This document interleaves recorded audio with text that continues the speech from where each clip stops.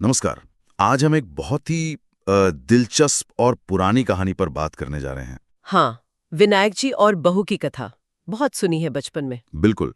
तो आज हम इसी कहानी को थोड़ा खोल कर देखेंगे, समझेंगे कि इसके पीछे का मतलब क्या है, क्या सीख है इसमें। सही कहा, क्योंकि ये कहानियां बस सुनने के लिए नहीं होती।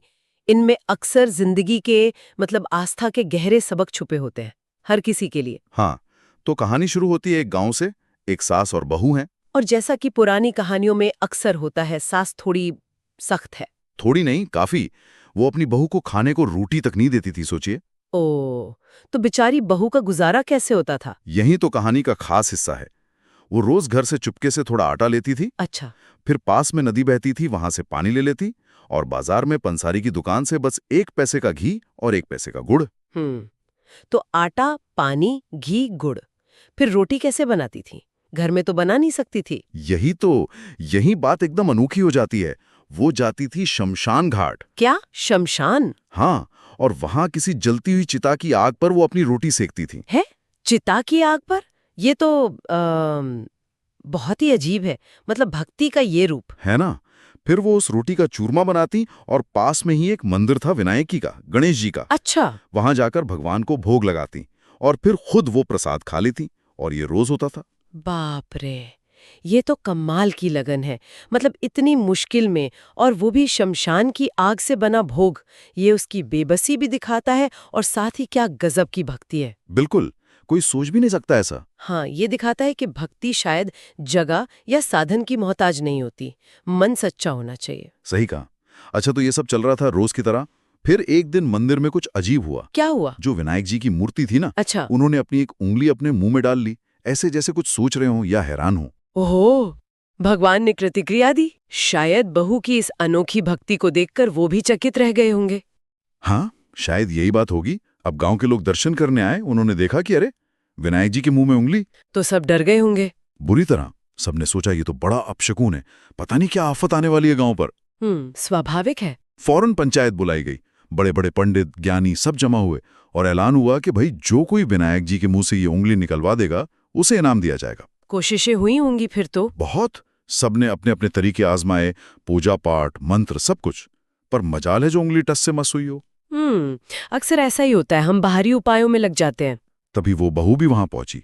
उसने अपनी सास से कहा कि मैं भी जाकर देखूं। सास ने जाने दिया? वो तो वैसे ही तंग करती थी। कहाँ। सास ने ताना मारा, अरे, जब इतने बड़े बड़े लोग कुछ नहीं कर पाए, तू क्या करेगी जाके, चल हट। लेकिन वो मानी नहीं होगी। नहीं मानी। जिद करके आ गई मंदिर। अंदर गई, दरवाजा बंद किया। अच्छा, अकेले में? हाँ, अकेले में। और उसने कोई मंत्र नहीं पढ़े, कोई पूजा नहीं की, सीधे विनायक जी से बात करने लगी। जैसे किसी अपने से बात कर रही हो। बिल्कुल। उसने कहा, विनायक जी, आप ये क्या कर रहे हैं? उसने अपनी पूरी कहानी बताई कि कैसे सास खाना नहीं देती, कैसे वो आटा घर से, पानी नदी से, घी गुड़ दुकान से लाती है। और चिता वाली बात भी बताई। हाँ, कि कैसे वो चिता की आग पर रोटी सेक कर आपको भोग लगाती है और खुद खाती है। फिर पूछा, आप ही बताइए, मैंने इसमें आपका क्या बिगाड़ा है? मेरी वजह से आप क्यों गांव वालों को डरा रहे हैं? प्लीज अपनी उंगली बाहर निकाल लीजिए। वाह, क्या सीधा सच्चा संवाद है। कोई डर नहीं, कोई बनावट नहीं, बस दिल की बात। हाँ, एकदम सच्ची। यही बात है। बाकी सब शायद विधि विधान में उलझे थे, इसने सीधे दिल से कनेक्शन जोड़ा। और पता है क्या हुआ? उंगली निकाल ली होगी। तुरंत जैसे ही उसने विनती खत्म की, विनायक जी ने फट से उंगली मुंह से निकाल ली। कमाल है। सच में, बहू दरवाजा खोलकर बाहर आई। सब लोग भौचक्के, पूछने लगे, अरे तूने ये कैसे किया? क्या जादू टोना किया है? हाँ, लोगों को यकीन ही नहीं हुआ होगा। बिल्कुल नहीं। फिर बहू ने वही सब बताया जो उसने अंदर विनायक जी को बताया था। अपनी पूरी राम कहानी, कि कैसे सास तंग करती है, कैसे वो चूरमा बनाती है।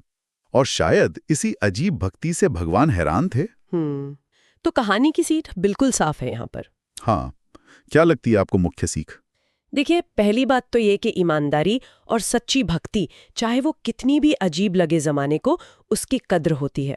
भगवान, या कह लें कि वो दिव्य शक्ति, वो बाहरी दिखावा नहीं, अंदर की सच्चाई देखती है। सही कहा। वो शमशान की आग पर बनी रोटी भी स्वीकार हो गई, क्योंकि मन सच्चा था। बिल्कुल। और दूसरी अहम बात, अपनी सच्चाई को बिना डरे सीधे सीधे कह देना। बहू की इसी हिम्मत ने, इसी सरलता ने वो काम कर दिया जो कोई और नहीं कर पाया। हाँ, उसमें एक ताकत थी। हाँ, तो ये कहानी हमें सिखाती है कि मुश्किल हालात में भी अगर नीयत साफ हो और कोशिश सच्ची हो तो रास्ते निकलते हैं, कभी-कभी बहुत अप्रत्याशित जगहों से। तो आखिर में एक सवाल मन में रह जाता है कि ये जो कठिनाइयां आती हैं जीवन में, क्या ये हमारी भक्ति को सिर्फ आजमाती हैं? या शायद उसे और मजबूत और गहरा बनाती हैं, एक नया रूप देती हैं।